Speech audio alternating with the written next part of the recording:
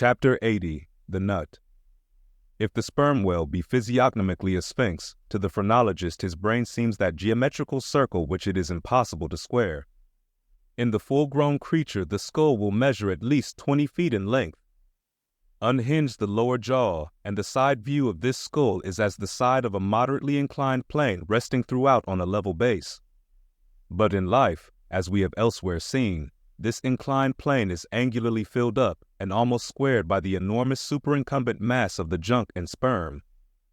At the high end, the skull forms a crater to bed that part of the mass, while under the long floor of this crater, in another cavity seldom exceeding 10 inches in length and as many in depth, reposes the mere handful of this monster's brain. The brain is at least 20 feet from his apparent forehead in life. It is hidden away behind its vast outworks, like the innermost citadel within the amplified fortifications of Quebec. So like a choice casket is it secreted in him, that I have known some whalemen who peremptorily deny that the sperm whale has any other brain than that palpable semblance of one formed by the cubic yards of his sperm magazine. Lying in strange folds, courses, and convolutions, to their apprehensions, it seems more in keeping with the idea of his general might to regard that mystic part of him as the seat of his intelligence. It is plain, then, that phrenologically the head of this Leviathan, in the creature's living intact state, is an entire delusion. As for his true brain, you can then see no indications of it, nor feel any.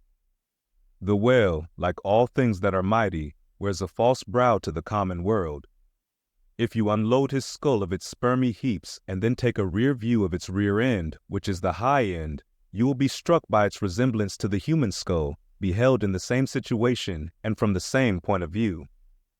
Indeed, place this reverse skull, scaled down to the human magnitude, among a plate of men's skulls, and you would involuntarily confound it with them, and remarking the depressions on one part of its summit, in phrenological phrase you would say, "This man had no self-esteem and no veneration."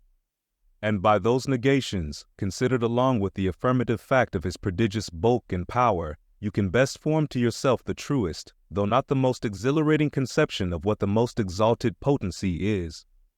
But if from the comparative dimensions of the whale's proper brain, you deem it incapable of being adequately charted, then I have another idea for you. If you attentively regard almost any quadruped's spine, you will be struck with the resemblance of its vertebra to a strung necklace of dwarf skulls, all bearing rudimental resemblance to the skull proper. It is a German conceit that the vertebrae are absolutely undeveloped skulls. But the curious external resemblance, I take it the Germans were not the first men to perceive. A foreign friend once pointed it out to me, in the skeleton of a foe he had slain, and with the vertebra of which he was inlaying, in a sort of basso-relievo, the beaked prow of his canoe. Now, I consider that the phrenologists have omitted an important thing in not pushing their investigations from the cerebellum through the spinal canal. For I believe that much of a man's character will be found betokened in his backbone. I would rather feel your spine than your skull, whoever you are. A thin joist of a spine never yet upheld a full and noble soul. I rejoice in my spine, as in the firm audacious staff of that flag which I fling half out to the world. Apply this spinal branch of phrenology to the sperm whale. His cranial cavity is continuous with the first neck vertebra, and in that vertebra the bottom of the spinal canal will measure 10 inches across, being 8 in height, and of a triangular figure with the base downwards. As it passes through the remaining vertebra, the canal tapers in size, but for a considerable distance remains of large capacity. Now, of course, this canal is filled with much the same strangely fibrous substance, the spinal cord, as the brain, and directly communicates with the brain. And what is still more, for many feet after emerging from the brain's cavity, the spinal cord remains of an undecreasing girth, almost equal to that of the brain. Under all these circumstances, would it be unreasonable to survey and map out the whale's spine phrenologically? For, viewed in this light, the wonderful comparative smallness of his brain proper is more than compensated by the wonderful comparative magnitude of his spinal cord.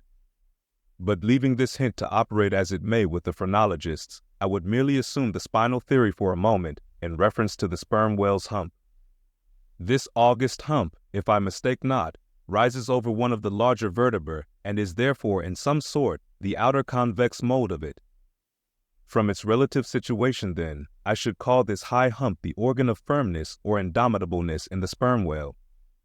And that the great monster is indomitable, you will yet have reason to know. Speed up your reading and enhance your memory with Moby Dick by your side.